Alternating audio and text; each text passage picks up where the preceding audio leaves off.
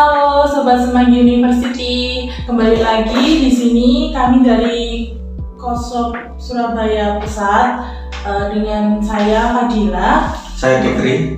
Oke, kami bedah buku membahas terkait buku ini, Art of Leadership, yaitu memimpin itu ada seninya gitu.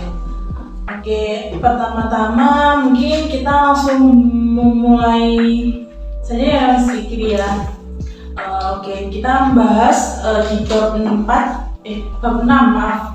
Di bab 6 yaitu syarat-syarat pemimpin, syarat-syarat untuk menjadi pemimpin. Di sini saya suka kata-kata ini, satu hal yang penting bagi pemimpin adalah karakter yang kuat di dalam dirinya. Namun untuk mencapainya perlu proses yang tidak cepat. Pemimpin yang baik tidak bisa tercipta dalam waktu satu malam. Perlu tahapan demi tahapan yang harus dilalui dan ujian yang menghadang sebelum menjadi pemimpin ideal. Kalau menurut Mas Dikri sendiri, pemimpin itu seperti apa sih? Pemimpin itu banyak sih sebenarnya. Ya. Contohnya? Banyak. Kayak pertama itu pemimpin itu tegas, ya. berani bertanggung jawab tentang semua karyawannya yang dibawahinya. Terus harus menjadi pemimpin itu harus lebih ya merangkul ya Mas. Ya, pemimpin sama keluarga sama tim. Iya. Oke.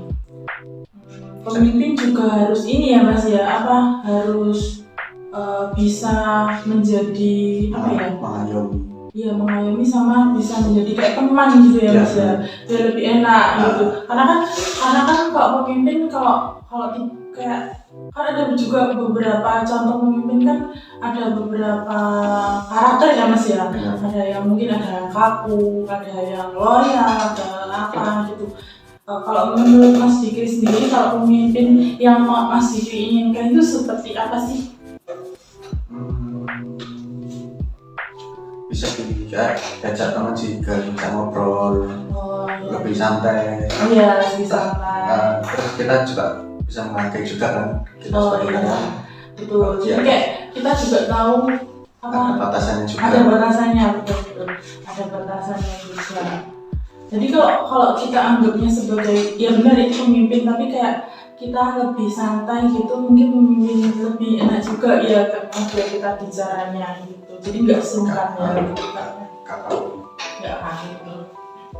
Terus di buku ini juga ada tingkatan kepemimpinan gitu. Yang pertama pemimpin individual. Yang kedua ada pemimpin sukarelawan. Yang ketiga ada pemimpin yang melayani.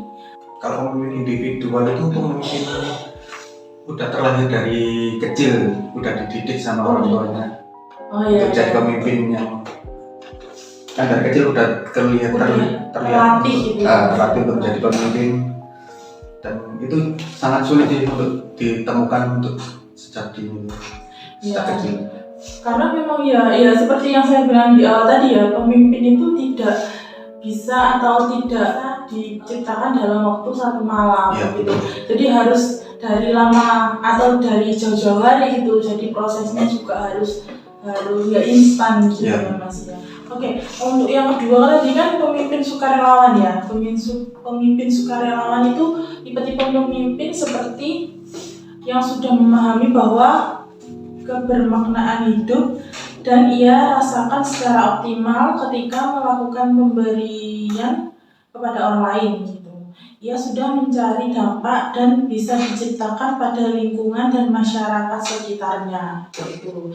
Iya sih, kayak pemimpin sukarelawan kalau aku sendiri ya kasih tahu contoh itu kayak ketua RT gitu ya, ketua RT, ketua RW, mungkin ada beberapa juga yang kayak dia itu ditunjuk gitu, atau juga kan kebanyakan kan nggak ada yang nggak mau ya, beberapa mungkin ada case yang kayak contoh di daerah rumah saya aja ya, itu kayak ketua RT-nya itu nggak ada yang mau jadi ketua RT gitu loh. Jadi kayak mau nggak mau kayak mungkin salah satu atau dua orang itu harus ditunjuk gitu. Jadi kayak ya mau nggak mau gitu, karena kan mungkin ketua RT itu juga kerjaannya nggak itu aja gitu ya, pasti ada kerjaan lain dari terkait lingkungan tersebut gitu. Mungkin ya ada kerja di luar sebagai apa gitu.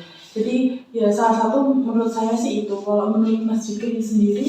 Sama sih, RT RW itu kan juga ya RT RW gitu ya. Jadi lebih ke sukarelawan gitu, kayak mengabdi untuk lingkungan gitu. Ya bagus juga sih.